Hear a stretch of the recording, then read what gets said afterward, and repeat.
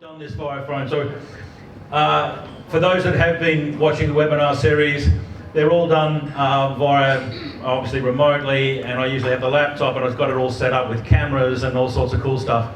This morning my laptop's busy with doing slideshows, so we're going to try this on the phone. Right. So give me a second, it's connecting. Start the video. Oh, it's me. Excellent. And record.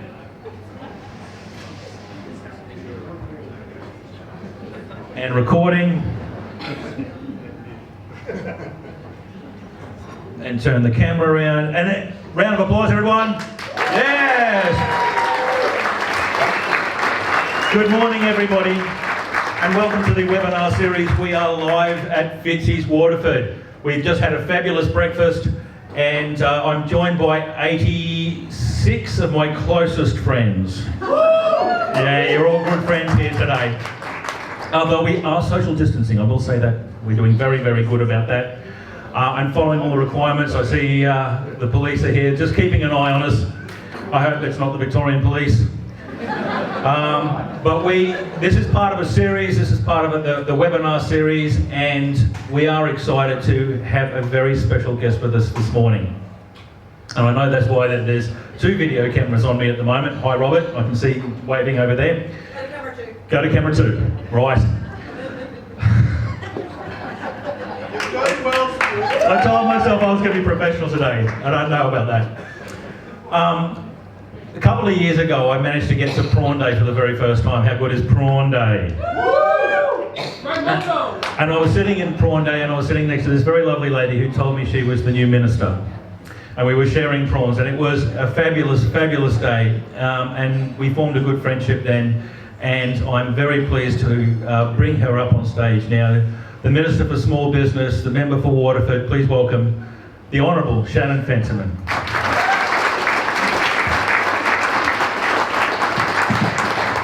And we've given her her own mic, and we're going to turn this around now. Sorry, Robert, there you go, so you can see both of us. There we go. Good.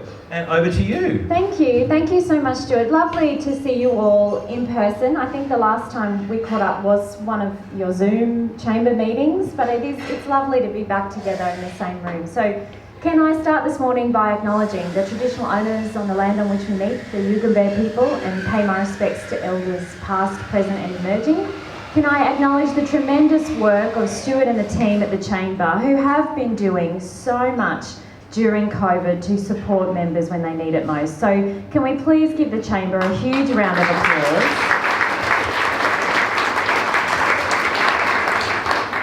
As the Small Business Minister, I have been travelling here, there and everywhere, meeting with chambers and more Zoom meetings than I ever want to do ever again. But I have to say, the Logan Chamber of Commerce, as well as our Beenleigh and Logan Country Chambers, have been so active. Logan Regional. They have been so busy supporting members, so I really do want to congratulate you. It has been an incredibly challenging time.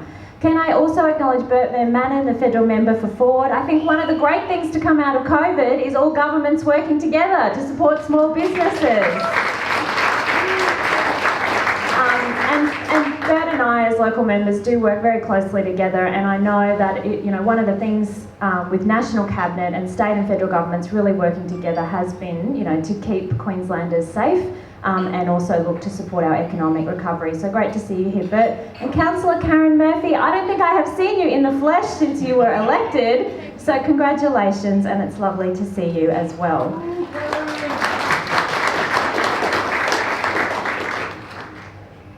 As you've all talked about today, it has been an incredibly challenging time. The global coronavirus pandemic has hit every economy incredibly hard, and Queensland, Logan, we're not immune, obviously. And I think when I go home and watch the news at night and I see what's happening across the globe, I have never felt luckier to be a Queenslander. We have had one of the best responses in the world. And I know we're all a little bit, anxious about, some people having done the wrong thing and lied about crossing the border and coming from Victoria, and we're really looking at that so closely. And I just want to say Logan has responded. We've had 10,000 tests a day. People really are doing the right thing, and all of you as local businesses have worked so hard to do the right thing. So I want to thank you. The reason that we have been able so far to manage this health crisis so well is because of all of you in this room and our community really stepping up to do the right thing. And because we have managed the health response so well here in Queensland, we have now been firmly focused on the economic recovery. And central to that has been support for small businesses. We know that you employ 1 million Queenslanders. We know that you have been doing it incredibly tough. A lot of you as small businesses don't have some of the resources that bigger businesses do to really get through these tough times. So, you know, my job as the Small Business Minister has been to be out there listening to all of you about what the challenges are and how we can better respond. And so everything from those low interest loans to the small business grants to electricity rebates to free mentoring, free financial counselling, free online training.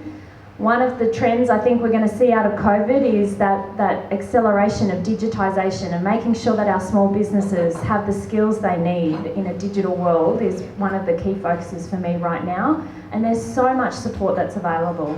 And that's why the chambers are so critical to helping us, because the chamber is so connected on the ground to our small businesses. They can tell us what businesses need, but also it's a way for us to get information out there about what's available, because it can be so incredibly overwhelming, you know, between the federal government supports and JobKeeper, you know, and wage subsidies for apprentices, to our small business grants and all of the free mentoring and the support that's available. Sometimes finding your way, navigating through all that information can be really challenging.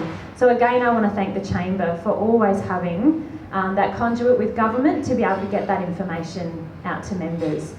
The only other thing I wanted to raise with you this morning, and then I'm really happy to take your questions and hear how things are going, is one of the other things that gets raised with me wherever I travel across Queensland is government procurement. And more small businesses wanting the opportunity to do business with government. And that's why I was really pleased that Queensland announced just a couple of months ago that we were the first state in Australia to set a procurement target for small and medium businesses. 25% of our total spend of goods and services will now have to be with small and medium businesses in Queensland. So that's $4 billion going back into the hands of our Queensland small and medium businesses, which is something I'm really proud of.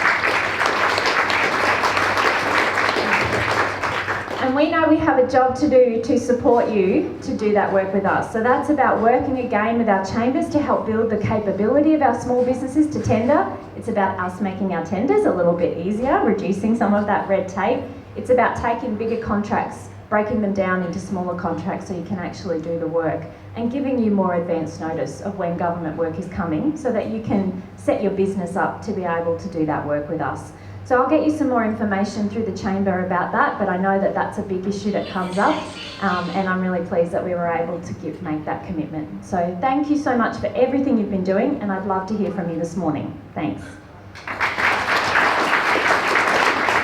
All right. Now, I didn't want to steal your thunder because I thought you might mention it, but I'm going to mention it because I think it's absolutely awesome.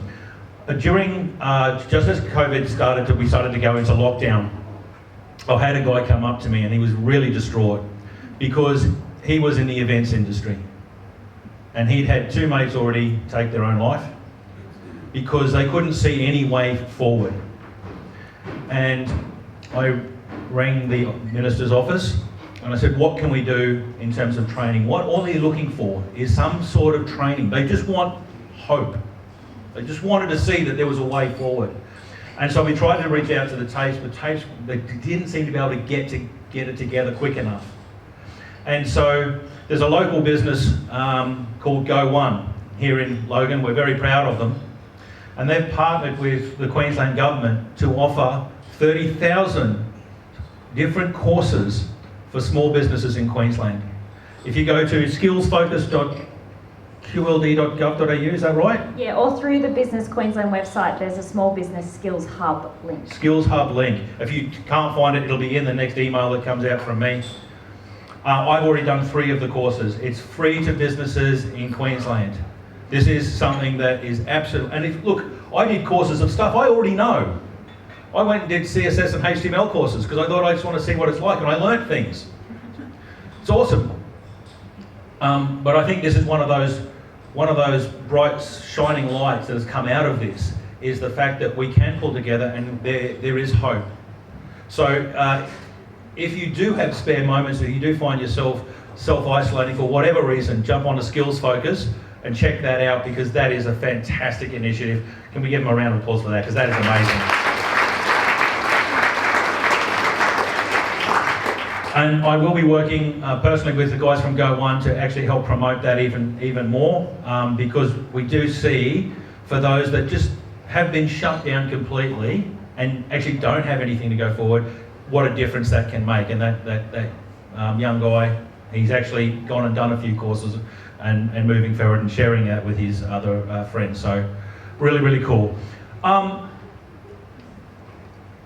We had some people sneak across the border. And at the moment, we're not seeing that this looks like that it's going to be a start of a second wave.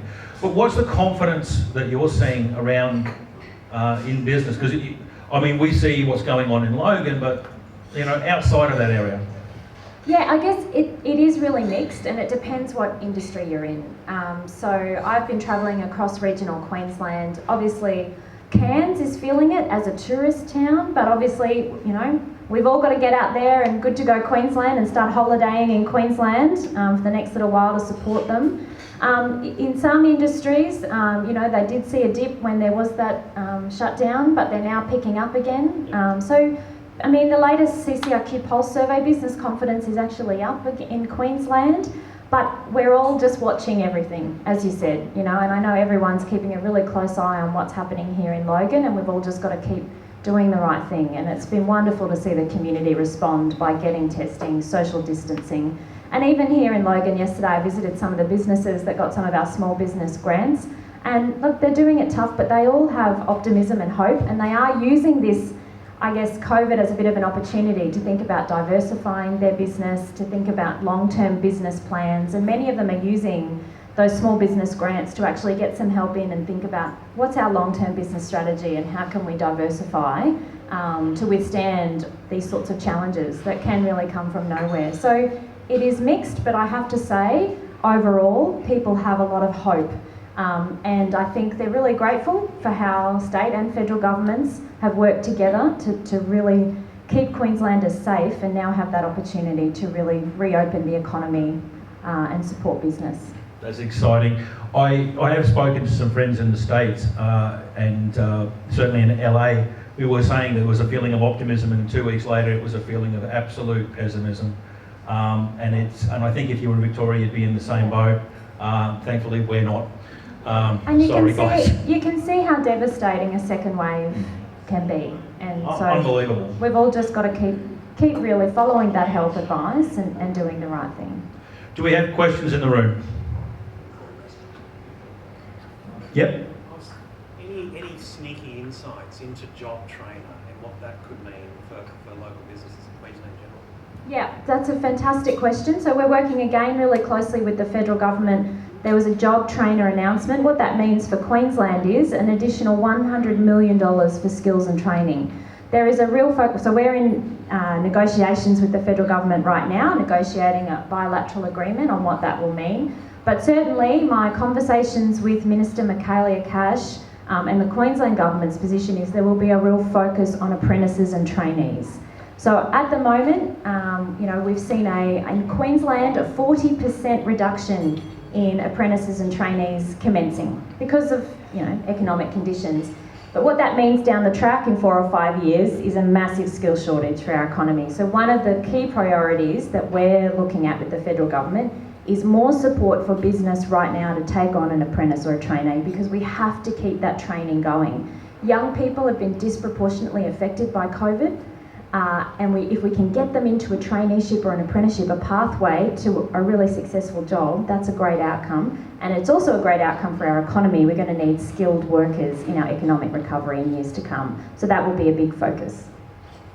We have, as the Chamber of Commerce, we have had quite a few people come and actually ask, do you know anyone who's hiring an admin person? Do you know anyone who's hiring for social media? Do you know anyone who's hiring? So if you guys, if if you are, because I know there are businesses that are thriving at the moment. They're doing really, really well. Oh, I did want to do a shout out to the White House at Waterford. Where are they? There she is. Give them a round of applause. They were one of the very first businesses to switch to pick up food meals and have just been doing some fantastic stuff. We're very proud, and they're just across the corner and they're just across the road from here. If you get a chance, go and visit them. But some businesses have been doing really well, and you'd have seen this as well. And those that even were put into hibernation, quite a lot of them have chosen this time, as you said, to use the grant or to use even just the time to really think about what they're doing and how they want to move forward. What's some of the innovations that you've seen as the Minister in Queensland? Yeah, well, I think obviously the thing that happened with the shutdown was that so many businesses had to pivot to provide takeaway or deliver food or just be innovative in trying to keep their business going.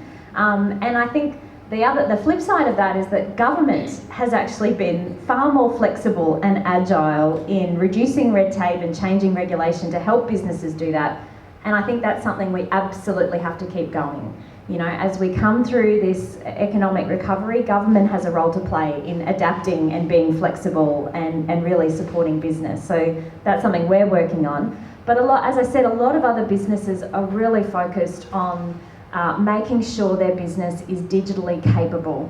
There is going to continue to be a demand from customers and consumers to get everything online, you know, to get things delivered. And so making sure that the business, you know, is digitally capable. You know, a lot of businesses are using this opportunity to upgrade their website, to get their products online, to have a social media marketing campaign through Facebook and Instagram. You know, that's the reality for businesses moving forward. That trend has accelerated and isn't disappearing anytime soon. So I think for businesses here in Logan, if they can use, you know, the time and money that they have right now through any of the government grants and assistance to make sure their business has a digital strategy looking forward, I think that's the best use of the support that's available. Yeah. And a lot of the free training courses that Stuart mentioned through Go One and some of the short courses through TAFE 2 are really focused on that digital capability, data security. So I'd really encourage you can do it, you know, from the comfort of your lounge room. I'd really encourage businesses to take up those free training opportunities.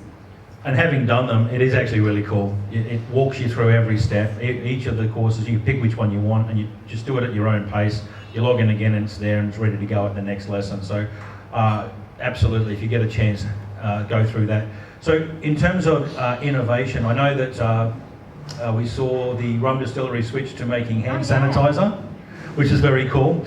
I knew there's another company, and I can't think of the name of it, they switched to making plastic extruded screen guards for all the retails so they could push that out really, really quickly. Wasn't even on their radar, wasn't something they'd even thought about doing before COVID, but they managed to switch and get that done and have nearly doubled their business. I certainly know that the guys that work in the digital space, Black Label Hosting, one of the chamber members, has nearly doubled their business because of everybody going online and more push for that sort of stuff. Who's on social media here? Okay, it's probably easier to ask who's not on social media. Yeah, all right. Eric, myself, there's a couple of us. There's a couple of us. What I want to get you to do is pull out your phone, take a photo and tag in. Share the fact that we are actually out and we are doing the right thing, yes?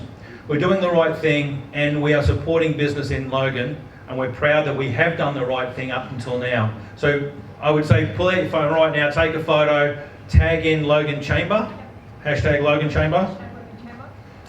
And let's share the idea that we are alert but not alarmed, okay? And until we need to be alarmed, alert but not alarmed. I thought it was somebody else someone said, "Oh, Stu, that's awesome." I was like, that's not mine. I stole it from somebody else, but I thought it was so good that I just keep repeating it because it really does stand what we want to do going forward. If we get advice from the government to move forward, to start locking down and start doing things, we know we're going to do it. Do we have any other questions for the Minister? Yes. First of all, Minister, thanks very much for the response from the government. Everyone everyone in business knows that a good result, no matter what the community does, is good leadership. And you guys have shown that through the whole COVID thing. So I thank you very much. And obviously my job, I've been out of Rome on the front line with COVID. It's been a bit of a challenge, but you guys have provided that leadership, the government from top to bottom. So thanks very much for that. Really appreciate it. And secondly, with us not-for-profits like PCYC where I'm involved, we rely on our commercial side to fund our social side. So we're promoting our social side is lacking a lot because we can't actually fund social activities like looking at running a community activity day, community spirit day. But with COVID, we have to temporary fencing. We have to, for social distancing, to make sure we count the numbers going in and out. The cost involved in running these events are now so much higher. Is there any way the government can look at a way we can run something properly? It supports local business because we use their products. It supports the community because they come in and they actually have something to go to where the community spirit's involved. So the government can provide us with some funding to move forward those sorts of things and support not-for-profits as we get people to forward. Yeah, no, I'm really happy to have that conversation. I know I've been doing a little bit of work with the social enterprise sector.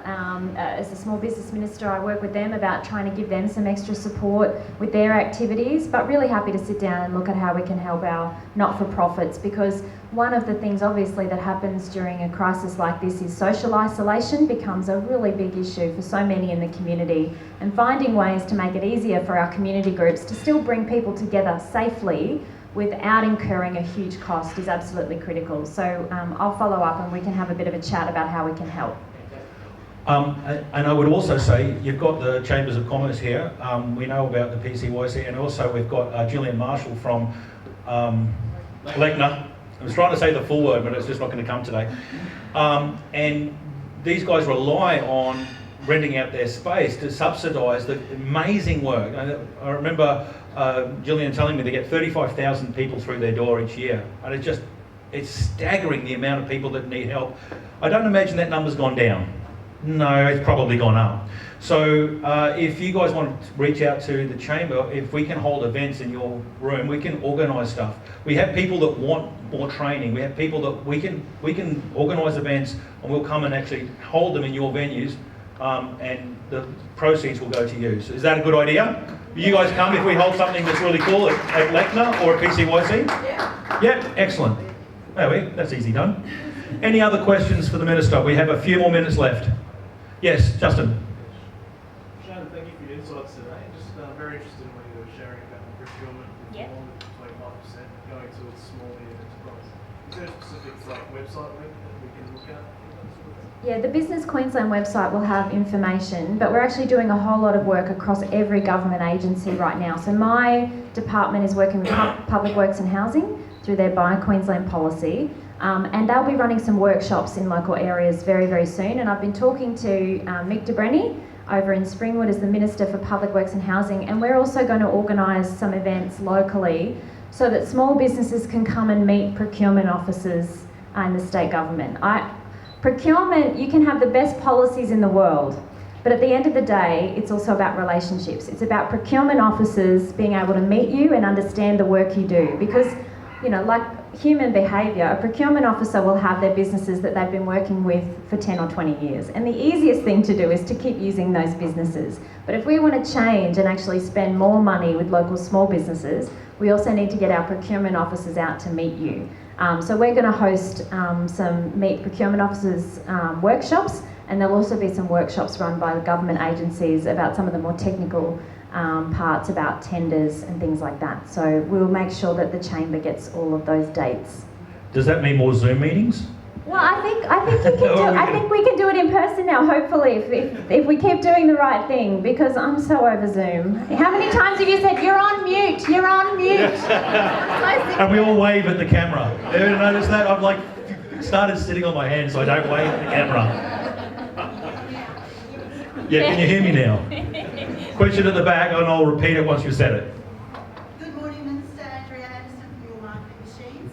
The question I've got is around, it's great that we've got a lot of support for business resuscitation and revitalisation, but where does the government sit on, the business mental health of the business owner?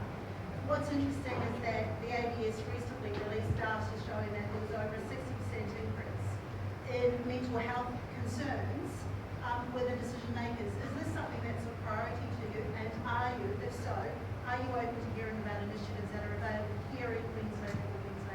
All right, so the question is around mental health for businesses, and over to you. And look, the short answer is absolutely. This has been a huge issue. So we've had our small business hotline running, dedicated hotline for small businesses, and very early on in COVID, we recognised that we were actually getting a lot of businesses calling with mental health concerns. So we partnered with the Department of Communities, Red Cross Lifeline, and I'm really keen to explore more local options for local businesses. So through our small business hotline, referrals go to our regional offices, so local people working in the department on the ground here in Logan, and we can actually set up some good referral pathways with local organisations. I think that makes perfect sense. I'm really happy to follow that up. And the Chamber's also been doing bits and pieces around that, and as Joel pointed out, they've got the Angry Anderson for mental health coming up. And Startup Hub have James Patterson speaking at the next Startup Hub function on mental health in business. So there is a bit of work going on, but if... You're talking at the back there. We're talking to you. I'm just paying attention. And if you want to share that, what you're doing with the Chamber of Commerce, we'll get in behind that as well. Awesome. Was that the author, James Patterson? No. Yes, I'm flying an author from the US over. He's going to spend 2 weeks in quarantine just to come and talk to us at a startup hub, which will be mostly online. Makes total sense. All right, have we got any one last question? I know that the schoolies are leaving. Bye, Judy. Bye, guys. Thank you to all our teachers, by the way. They do a fantastic job, and as much as we do social distancing, they've got to just go and turn up. Question over here? Yep. Shannon, did Stuart ask you to wear a red jacket this morning? I knew he'd be wearing red, I just wear it better, I like to think. 100%. 100%. I'm definitely before photo. I'm interested to know where you see things in 5 years' time, 10 years' time, as a result of COVID. Yeah, it's a really good question. And look, I think so many things will change as a result of this. The first being, how are we going to think of workplaces in 5 or 10 years' time? Like already, you know, most businesses, particularly those that you know, have corporate offices in the cities, only half their staff are back to work, and most employees are saying they want to work part-time from home now on a permanent basis. Like, I think the nature of the workplace will fundamentally change. I think flexible work is here to stay, and how businesses manage that is going to be incredibly challenging. I also think, as I said, there's been a couple of big trends that have been accelerated through COVID. Digitisation, automation, you know, those trends really have accelerated, and that's here to stay. And I also think in Queensland and Australia, one of the things that's come out of COVID is a resurgence of local manufacturing. I mean, global supply chains have been shattered.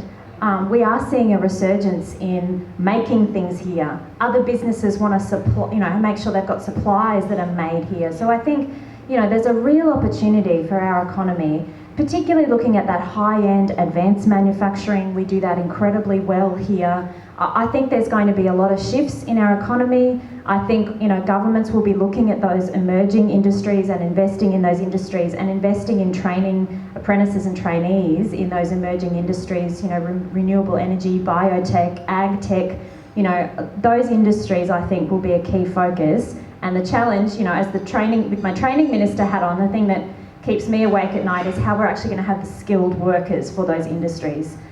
So I think there's a lot of things that have radically changed the nature of work and the industries that we work in. And, you know, as a policy maker, we've got to be trying to think ahead and putting in place policies now for the next 10 years. So we are doing that work as a Queensland government. We are putting together a bit of a plan for the next 10 years.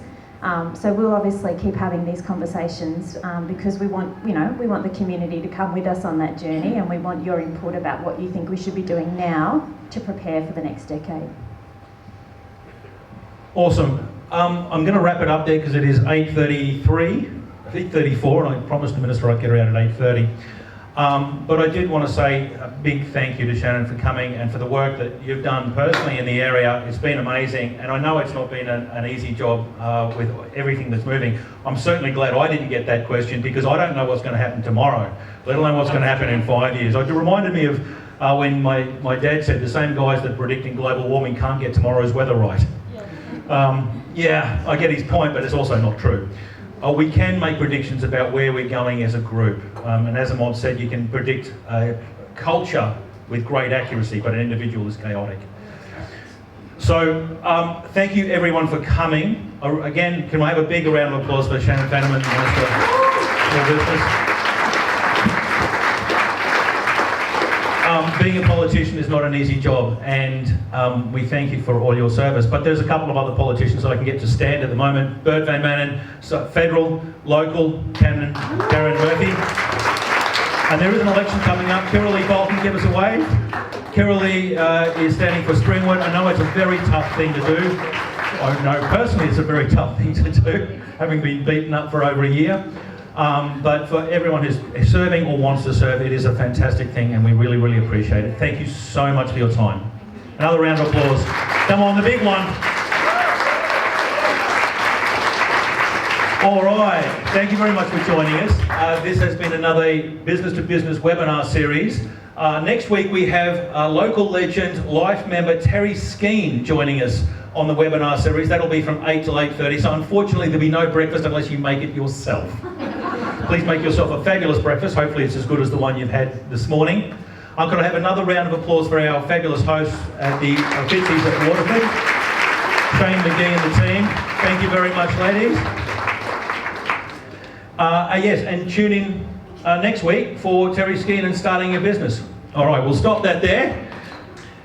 I know the Minister's going to have to go, but if you have any questions for the Minister, flick them through to president@loganchamber.com.au. If you aren't a member of the Chamber of Commerce, we are still free to join. This is the first time in 41 years.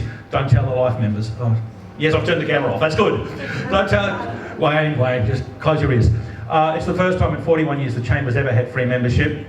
So it's for 6 months. If you send an email to membership@loganchamber.com.au, put free membership in the thing, we'll get you sorted out straight away. We are very excited to be supporting. We will work with you guys in trying to hire your venues and try and help you, because we know that that's a problem. We'll talk about more mental health issues and what programs we can do. We're here to support you guys. We are your Chamber of Commerce, all right? And we're very excited that so many of you could join us. I will point out though that at 190 members and growing, somebody set the bar at over 1,000 members.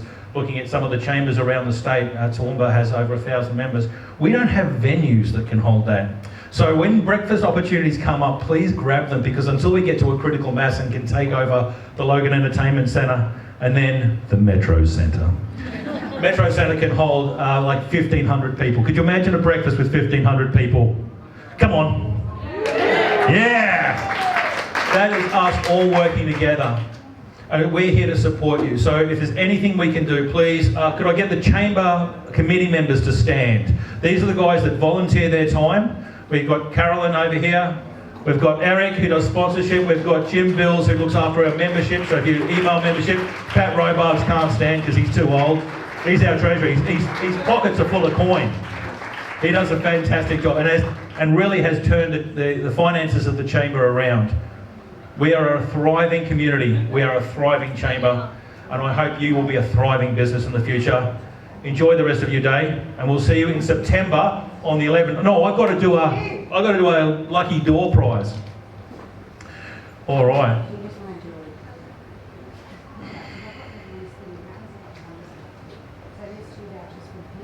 All right, I've got 2 vouchers for Fitzies. And if you enjoy the breakfast, you can come back.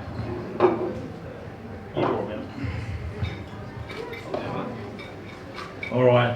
Arwen? No? Councillor Murphy. Bert, you have to head. Round of applause for Bert Van Manen. Thank you very much for coming, Bert. Always good to see you, sir. Harry Guthrie, you get to have a free meal, sir. Well done. Is that 2? So will you give us another one? Keep drawing cards. People want to go. No. Go faster. Draw another one. All right. We have a $50 White House voucher and a big round of applause for White House at Waterford. Yeah, you guys rock. Thank you so much. And that goes to, oh good Lord, Stuart George. We're going to come back to Logan, mate. I'll put that here for you. We have a business-to-business book that is going to Andrea Johnson. Andrea, where are you? There you are. Yes, of course. And another $25 voucher goes to Kylie Williams Photography. Good on you, Kylie. You didn't bring your camera at home sleeping. Put that with that. All right, that is it. I will finish up now. Golf day. Do you guys, who plays golf? All right, who's awful at golf? You keep your hand up, Stuart. I am definitely keeping. I'll put 2 hands up for that one. I was atrocious at the last golf day. If you want to have a really fun day, come and watch me play golf. It's awesome. I'm terrible. The breakfast is going to be there. We've got Art Union tickets. Jump online. All the money that's being raised is going to Substation 33, which is part of YFS, and it's crossing the digital divide. As part of COVID, they've been putting together computers because they realise that 20% of kids in Logan don't have access to a computer. So when we went online, they couldn't. And so for $100, they're managing to put together a computer with a training course that shows you how to use it. I'm so excited to be part of this. And so for every $100 we raise for golf day, we manage to put a computer in a home. So it's going to be really good. Please come to the breakfast. If you can't play golf, buy some Art Union tickets. Yeah, we will support the community in any way we can. Thank you very much. You've been amazing, and enjoy the rest of your day. That's it.